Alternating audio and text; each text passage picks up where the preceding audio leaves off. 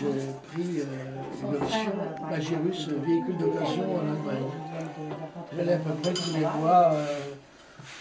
les mois en Allemagne acheter des véhicules avec à deux, on était à deux avec un autre collègue d'Angers. Ça a permis de monter une flotte Magirus assez importante dans le secteur, jusqu'au jour où RVI. Non, je m'excuse, il y a une rectification à porter. C'était pas Magirus, au départ c'était MAN. Ah oui, avant. C'était MAN. Oui, oui, des camions, oui. Les camions MAN, c'était MAN. Attends, j'anticipe un peu. C'est pas grave. J'ai fait du MAN pendant pas mal d'années. J'allais à Munich, à l'usine, directement, on allait les acheter. Je partais le matin, je partais le soir, plutôt, vers 4h l'après-midi. On arrivait à Munich le lendemain matin avec un autre collègue. On achetait les véhicules et on revenait aussitôt sans s'arrêter. Tu as fait le voyage aussi, toi. Alors ça a marché jusqu'au jour où Renault, qui était pas RVI, mais qui était Renault à l'époque. Saviem. Saviem, voilà, j'étais en train de chercher le nom. Qui était Saviem, nous a pris des accords avec MAN et ils ont essayé de nous évincer, si on peut. Donc, ça a duré encore pendant un moment, puis quand on a été bloqué par les concessionnaires de Saviem, c'est là où je me suis mis à faire Magirus. Alors là, Magirus, j'étais concessionnaire, si on peut dire, pour le point, là j'en ai vu quand même quelques-uns. L'iPhone, c'est un téléphone et puis il y a des jeux dessus. Comment tu dis la DS? Et puis ben voilà, ça a évolué, c'est pareil, jusqu'au jour où après Magirus a été eu des accords avec Iveco, où Iveco a repris Magirus. On a mis ça quand on trop tôt, nous. Et le concessionnaire Iveco nous a squeezé la vente de Magirus, puisque ça faisait partie de son... On a eu encore des difficultés de concessionnaires.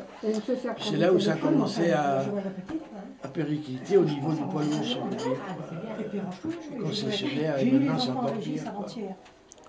Dans la chambre en haut, ils avaient voilà, bon, je ne sais pas quoi dire de plus, qu'on s'est battus tous les deux, parce que je n'étais pas tout seul. Puis Dominique est arrivé pendant un moment. Bon, Dominique, on a travaillé ensemble. Enfin, comme c'était devenu déjà très difficile. Tout est rangé. Oui, c'est plus difficile. Ça a été une période difficile à surmonter quand on a eu des clients.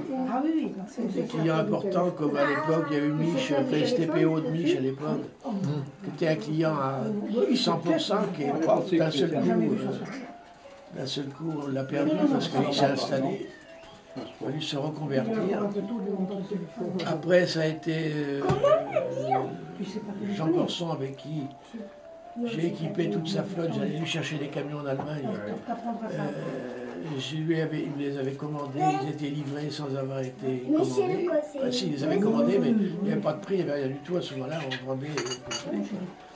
Après, les jeunes sont arrivés, Jean-Michel est arrivé. Ça a changé complètement la trajectoire. Des mécanos pour entretenir Non, il n'y a pas eu de mécano. Pas encore à ce moment-là. Pas encore. Non, mais ça a changé complètement. Alors, il y a eu une évolution qui a commencé. Là, on parlait d'électronique tout à l'heure. C'était pas encore à ce moment-là, mais enfin. Alors là, quand on était là-bas, oui. Il y a eu la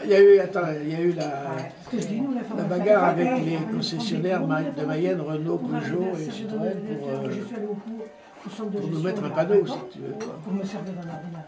Pour nous mettre une agence. Ça a été Renault, je crois. C'est inné, eux, hein? Alors, avec Renault, bon, on a été bien aidés.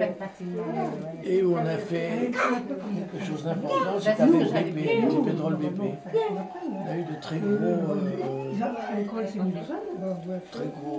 avantages, enfin, très grosses facilités avec eux. Jusqu'au jour où on a été appelé TBP, ça a été, il y a eu une succession de... Pourquoi? Parce que BP existe toujours en fait. Ça existe toujours, mais ils ont leur région. Ils ont supprimé des livreurs, comme fait Total maintenant, comme a fait Total dernièrement. C'est Total qui a fermé le garage. Là. qui a fermé la Ouais, cuisine. Oui, Parce bah que oui, bon, on a bah, déjà vu pousser. il y avait des travaux de sécurité à faire Mais tu qui sais bien étaient qu'il trop a deux dents, importants qu'eux ne voulaient pas Comment on faire. sait qu'il a deux dents? Mais si. Ou si on le faisait, Après, non, ils continuaient à nous livrer, mais sans faire de contrat. Alors donc on pouvait faire des travaux sans être sûr de pouvoir continuer Elles sont à à lui. vendre ces du deux carburant. Alors, vous auriez pu continuer avec d'autres, alors on était libre. Non, il n'y avait pas d'autre. Non, on n'était pas libre. Comment? On n'était pas libre. Après Total, bon, c'était Allez, fini.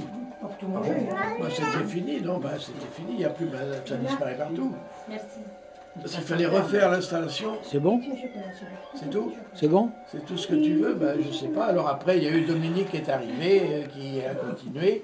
Maintenant, il y a Emmanuel qui va prendre la suite, Ah bah, on qui en fonctionne fait très un, bien. Alors lui, ben, il a Et eu une formation on technique très On en touche poussée, pas plusieurs, hein. puisqu'il est devenu conseiller technique Renault après des stages Celui-là. Il est souvent Renault, sale, hein, Paris, très et souvent, il fait hein. des stages continuels, quoi. Et ça lui sert tellement que bon, bah, ça lui permet de mettre au point des voitures qui gagnent des rallycross en France. Voilà.